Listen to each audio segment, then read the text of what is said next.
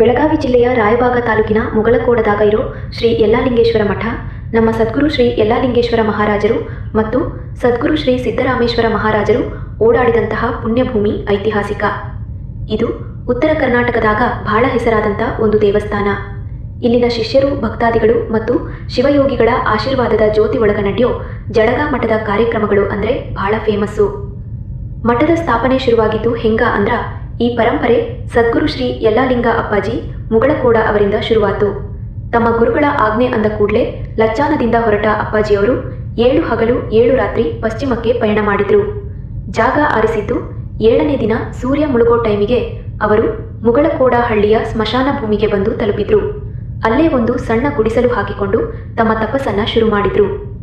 ಇಲ್ಲಿನ ದಾಸೋಹದ ಪದ್ಧತಿ ಹೆಂಗೈತಿ ಅಂದ್ರ ಮಠಕ್ಕೆ ಬರೋ ಭಕ್ತರು ಹಸಿದುಕೊಂಡು ಹೋಗಬಾರದು ಅಂತ ಅಪ್ಪಾಜಿಯವರು ಮನೆ ಮನೆಗೆ ಹೋಗಿ ರಾಗಿ ಭಿಕ್ಷೆ ತಂದು ಅಂಬಲಿ ಪ್ರಸಾದ ಕೊಡ್ತಿದ್ರು.